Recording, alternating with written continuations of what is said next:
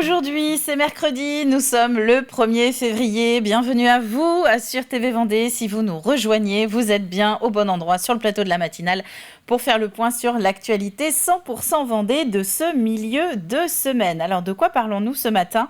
Eh bien, nous revenons évidemment largement sur la forte mobilisation des Vendéens hier contre le projet de réforme des retraites. Vous étiez peut-être d'ailleurs vous-même dans les cortèges qui ont maillé le territoire. Entre 10 et 14 000 personnes à La Roche-sur-Yon, 1500 à Fontenay-le-Comte, 700 à Challans ou encore un petit peu moins de 200 personnes au Sables-d'Olonne. Les images et les réactions dans les cortèges, c'est dès le début du journal. Un témoignage anonyme aussi dans quelques instants, c'est assez rare pour le souligner. Les explications d'une infirmière sur le mouvement d'arrêt de travail qui frappe depuis hier midi les sites hospitaliers de Vendée. Les urgences de Luçon et de Montaigu-Vendée sont fermées. Celle de La Roche-sur-Yon uniquement accessible aux malades dont la vie est en jeu. La raison de ce mouvement, c'est dans quelques minutes. Bien plus léger. Un super bon plan aussi ce matin si vous avez un chien et que vous l'emmenez régulièrement se faire toiletter. Le lycée des Établières à La Roche-sur-Yon recrute toutes les semaines des chiens et donc leurs propriétaires pour pouvoir mettre en application les leçons apprises en cours de toilettage canin. Et puis après le journal, eh bien, nous retrouverons nos chroniques habituelles du mercredi, à savoir du cinéma, des clowns aussi pour faire rire les malades, les projets du Marais Poitevin pour 2023 et notre troisième indice de la semaine dans notre jeu pour tenter de remporter le coffret anti-déprime hivernale, c'est comme ça qu'on l'a surnommé ici à TV Vendée, proposé par Cavac. Avant tout cela, la météo. On va regarder rapidement ce qui nous attend au cours des prochaines heures en Vendée. Eh bien, c'est à peu près la même chose qu'hier, avec un lever qui s'est fait dans le brouillard, des brumes matinales qui devraient disparaître en deuxième partie de matinée, peu de vent ce matin et des températures qui sont toutes positives. Cet après-midi, eh bien là encore, nous devrions retrouver l'ambiance d'hier mardi avec de belles éclaircies qui sont annoncées, mais les nuages n'auront pas totalement disparu, comme vous pouvez le voir. Toujours un petit vent de nord-ouest, pas plus de 20 à 25 km/h. Pour les températures, 8 degrés à l'est, 10 sur le littoral. Pour nos marées en Vendée, actuellement, les coefficients 40-43, ça y est, on recommence doucement à monter. La prochaine pleine mer, c'est en début d'après-midi et la prochaine pleine basse mer, je vais y arriver, on remet les mots dans l'ordre, c'est en début de soirée. La carte des marchés pour voir l'ensemble des rendez-vous du département avec nos producteurs locaux. Où aller le mercredi ? Foussé-Perret, dans Vix, si vous êtes dans le sud Vendée, Paluot, comme qui est, si vous êtes à l'opposé, plutôt dans le nord-ouest vendéen. Nous fêtons les Ella en ce 1er février. Bonne fête les filles. Nous commémorons également bien les 84 ans qu'aurait eu Claude François, s'il était toujours parmi nous. Et oui, 84 ans. Le soleil va se coucher aujourd'hui en Vendée à 18h09. On passe au journal.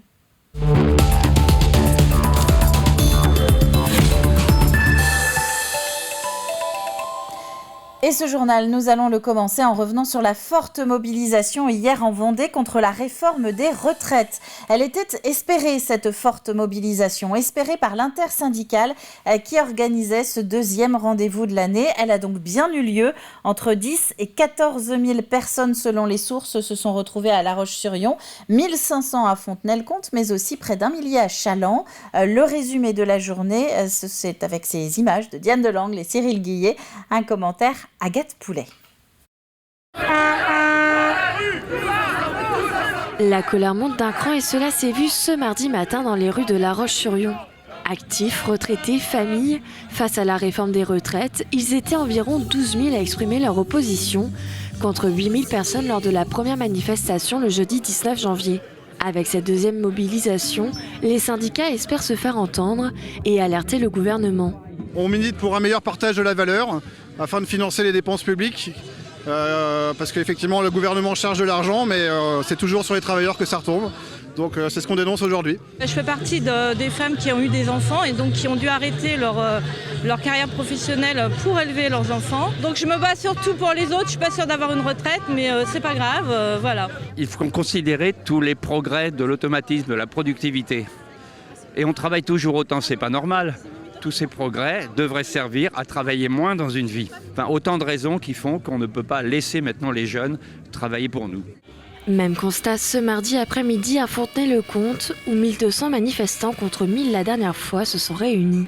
Le cortège est parti de la place de Verdun avec des pancartes et des chants qui ont le même message. Non à la retraite à 64 ans. Je pense que les gens sont très largement conscients que c'est aujourd'hui, il faut se bouger et défendre ce modèle social qui nous est cher, qui nous appartient. C'est aussi le futur, notre futur à nous. Et c'est pas normal qu'on en soit encore à se battre pour ce genre de droit qui est un droit finalement fondamental. Qu'on nous raconte pas que le mouvement est en train de s'essouffler, au contraire il est en train de partir et il va falloir en tenir compte. Donc c'est un vrai signal pour le gouvernement qui doit reculer sur ce projet de réforme qui est particulièrement injuste et qui va frapper de plein fouet ceux qui ont commencé à travailler tôt. Et ça c'est injuste et c'est pour ça qu'on est aussi nombreux à manifester aujourd'hui. 2 autres manifestations étaient organisées en fin de journée en Vendée, à Challans et au Sables-d'Olonne, avec une marche au flambeau. Et effectivement, contrairement au 19 janvier dernier, 2 autres rassemblements ont été organisés dans le département.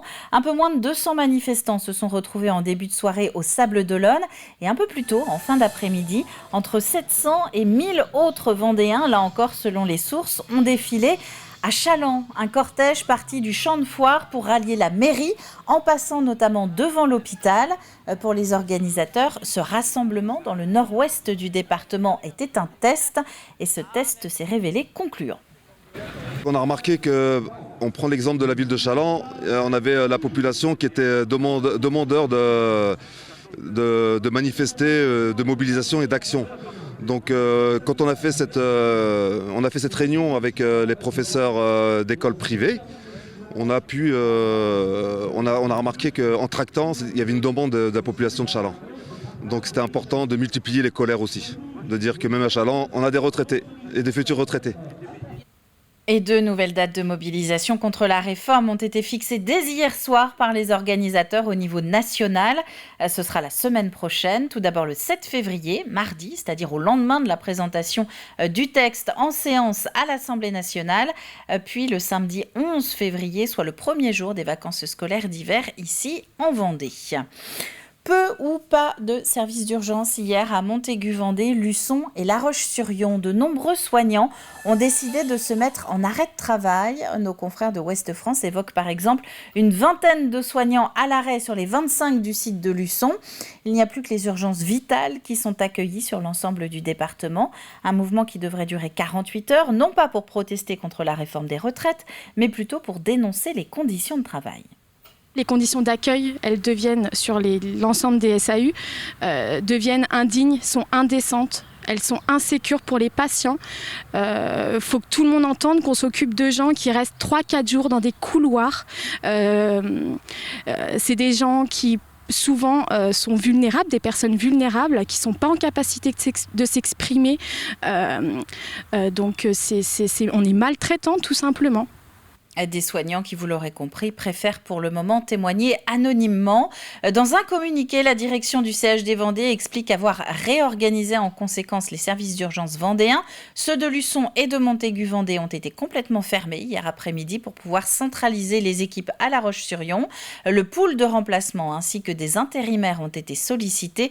Des discussions sont en cours avec le personnel soignant. Dans ce contexte, il n'est actuellement pas possible de se présenter spontanément aux urgences.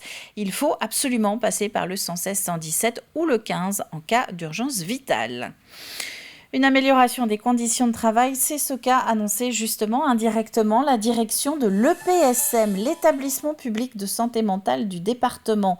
Un excédent comptable va notamment permettre de financer des postes supplémentaires sur le site de Georges Mazurel, 10 postes d'aide-soignants, ce qui va notamment permettre de passer de 2 à 3 infirmiers la nuit et ce pour 40 patients. Nous affecterons par ailleurs au cours de l'année 2023 les crédits nouveaux dont nous disposons de manière pérenne pour financer des renforts d'effectifs. Moi, je sais qu'il y a des besoins dans les services, dans les centres médico-psychologiques, dans les unités d'hospitalisation complète. Donc, je vais pouvoir enfin répondre aux besoins des personnels parce que jusqu'alors, je n'en avais pas suffisamment la ressource financière. Aujourd'hui, donc effectivement, au niveau des équipes de nuit, le directeur a expliqué qu'une personne en plus serait dans l'équipe de nuit, ce qui va porter dans les services de psychiatrie adulte, ce qui va porter pour une quarantaine de patients à 3 soignants au lieu de 2. Qui était totalement insuffisant. C'est vrai que quand un des soignants était pris par quelque chose de complexe, l'autre était tout seul pour gérer tous les patients.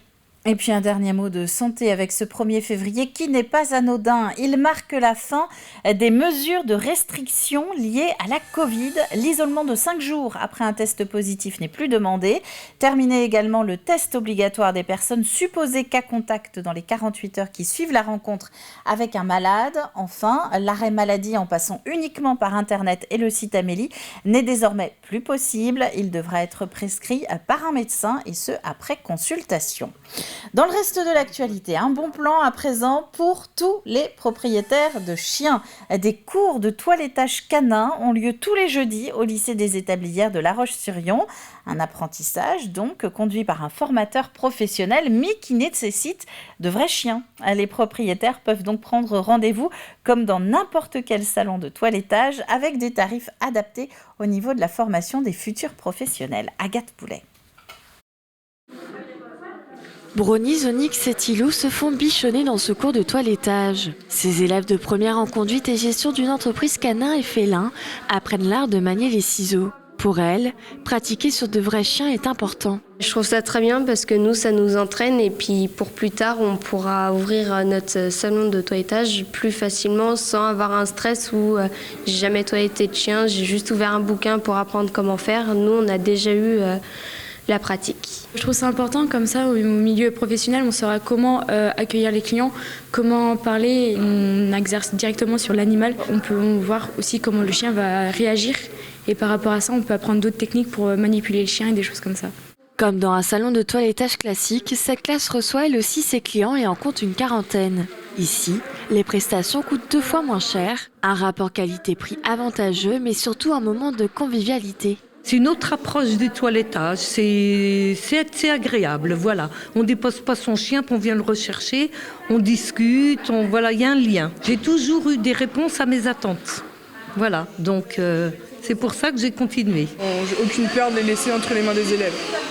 On sait que, de toute façon, on sait qu'ils sont là pour apprendre, mais c'est guidé par Cindy, qui se débrouille très bien, donc non, franchement, c'est parfait. Après avoir été à leur place il y a quelques années, Cindy forme désormais les élèves de ce lycée. Pour elle, il est important d'apprendre tout en pratiquant. Chaque jeudi, 2 à 3 chiens sont reçus par demi-journée afin de prendre le temps de former correctement les élèves et de s'en occuper étape par étape. On a besoin aussi des clients pour pouvoir adapter nos élèves.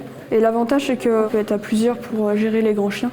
Pas forcément évident quand on est tout seul. Alors, il y a des chiens qui peuvent se rassurer, par exemple pendant un bain ou un séchage, à venir au contact des personnes. Après une nouvelle coupe et une dose de câlin, les chiens repartent heureux, tout comme leurs propriétaires. L'école Sup Santé Animale de Montaigu propose elle aussi le même service de toilettage pour les particuliers. Et le lycée des Établières recherche en permanence donc de nouveaux clients pour continuer à apprendre à toiletter les animaux.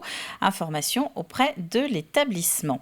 Terminons avec ce bouleversement dans le classement de la Golden Globe Race. On a appris hier que le leader de la course autour du monde en solitaire était contraint à l'abandon. Simon Curven ne peut plus briguer le titre de vainqueur de la GGR 2023. Il est actuellement en route pour le Chili pour y effectuer des réparations. Le récit de son avarie avec Alexandre Lenaour. Alors que Simon Curwen naviguait dans une dépression avec des vents forts jusqu'à 50 nœuds, son bateau est tombé dans le creux d'une énorme vague.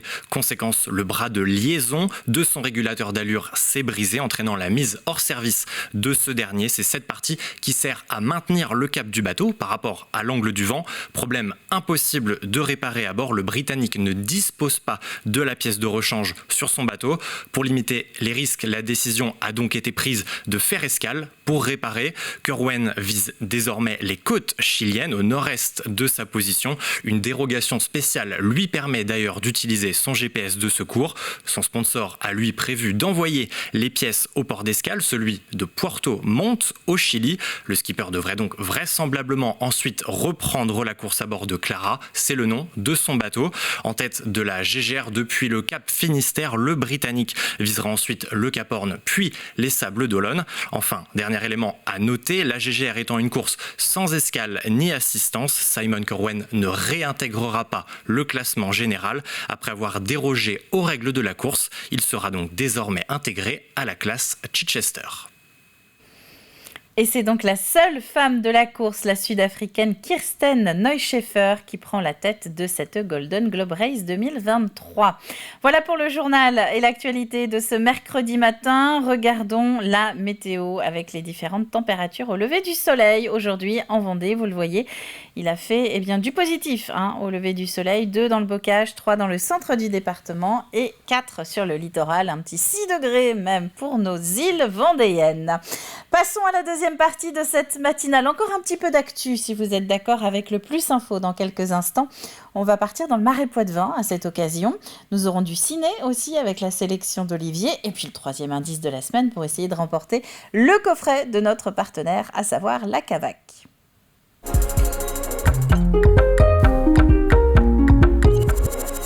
Et nous commençons donc avec le plus de l'info. Le début d'année a été l'occasion pour beaucoup d'entre vous, d'entre nous, de partager des vœux pour les entreprises, les collectivités ou encore les associations. C'est aussi le moment de lever le voile sur quelques projets pour les mois à venir. Exemple avec le Parc naturel régional du Marais Poitevin.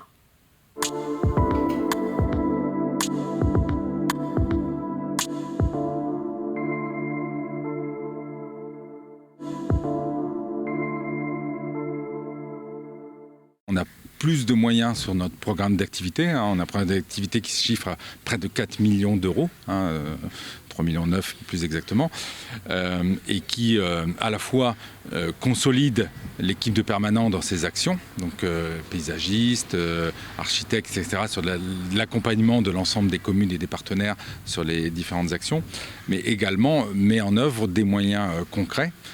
En premier lieu sur la biodiversité, je disais que c'était notre axe prioritaire et c'est le cas puisque là on agit à la fois sur l'entretien de milieux naturels un peu partout sur le territoire.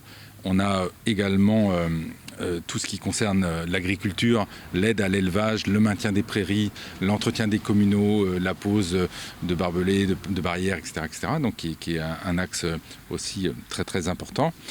On a donc l'enjeu climatique qui chapeaute un peu l'ensemble de nos actions et où on va finaliser un dossier pour obtenir des moyens conséquents de l'Europe par un LIFE gouvernance climat.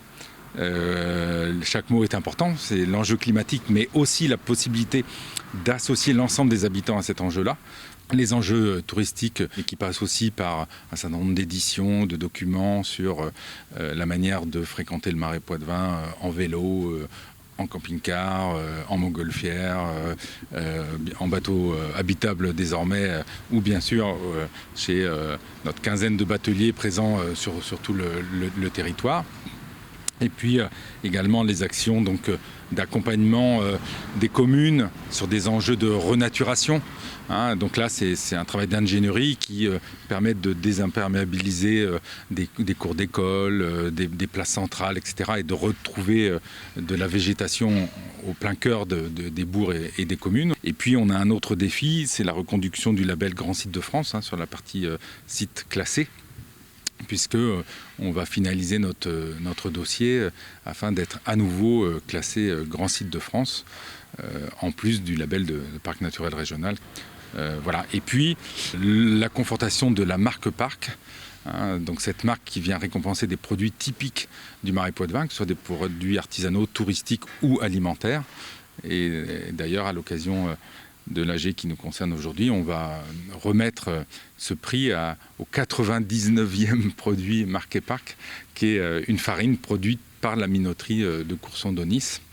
Et on attache beaucoup d'importance à ce label. Le Le Marais Poitevin, dont nous reparlerons justement demain matin dans la matinale avec la création et l'ouverture de 2 nouveaux parcs de contention pour les éleveurs du Marais. Donc si vous ne savez pas encore ce que c'est, eh bien rendez-vous demain matin. On va parler ciné maintenant.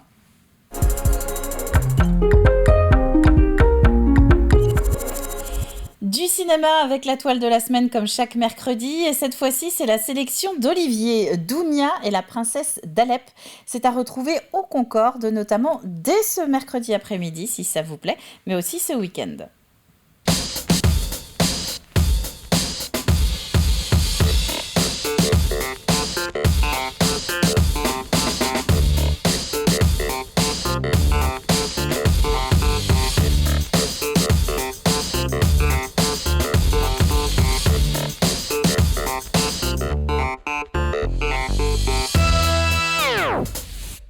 Chère nouvelle maison, c'est Dounia. J'ai 6 ans et demi et j'ai perdu mon pays à cause de la guerre. Pour faire les confitures, il faut que les aubergines fassent nuit blanche sous la pleine lune. Tiens, voilà pour toi. Dounia, tu entends? C'est l'oiseau de mon ventre qui gazouille. Dounia? Ça veut dire le monde? Raconte-moi l'histoire de la princesse d'Alep.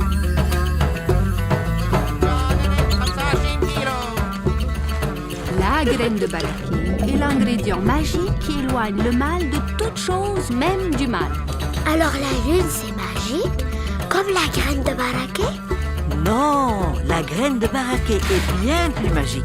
Bien qu'elle soit toute petite, elle éloigne le mal du mal. Dounia! Mounet!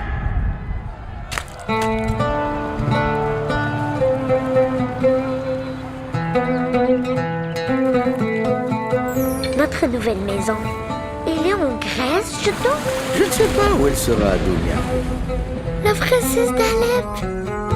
Dounia, n'aie pas peur. Oh, regarde, c'est un derviche tourneur.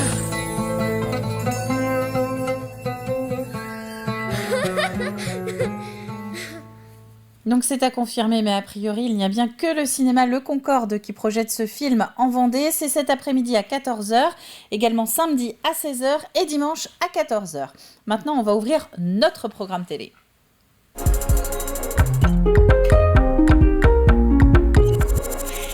Et chez nous, sur TV Vendée, c'est jour de conseil de famille. Régis Bossard reçoit des invités face auxquels on ne peut pas rester indifférent. Et vous allez très vite comprendre pourquoi. Des accompagnantes en milieu médico-social dont la mission est de redonner le sourire. C'est les structures qui nous contactent, en fait, au fur et à mesure, justement, qu'on entend parler de nous. Et puis, le bouche à oreille fait beaucoup. Donc, lorsqu'on rencontre, le personnel, on leur explique que c'est vraiment de l'individuel. On est vraiment sur de la médiation thérapeutique. C'est-à-dire qu'on demande en amont aux équipes de nous lister le nom de 5-6 personnes. Pour diverses raisons. Ils sont fragiles psychologiquement, qui ne reçoivent pas leur famille ou qui sont démoralisés, et on va à leur rencontre. D'accord. Et vous les faites rire? On essaie. Comment vous faites pour les faire rire? Vous pouvez nous faire un exemple? Déjà, le fait de nous voir arriver. Oui. Déjà, on arrive, on a une attitude. La formation nous a permis aussi, vraiment, notre clown est né au cours de cette formation. Et donc, on a une attitude, on a un comportement, on a des accessoires aussi. On peut vous les montrer. Et donc, moi, j'ai adopté cette petite marionnette, Manana. Donc, elle vient avec nous principalement sur des séquences de douceur. Parce que le clown vient faire rire, vient faire changer un petit peu le quotidien des personnes qu'on rencontre, mais ça peut être aussi des séquences de douceur. On peut aller auprès de personnes en fin de vie aussi et qui demandent, c'est une tendresse tout simplement. Et pour tout savoir du rôle de ces clowns accompagnants en milieu médico-social, rendez-vous au fil de la journée avec ce conseil de famille. On passe au jeu maintenant.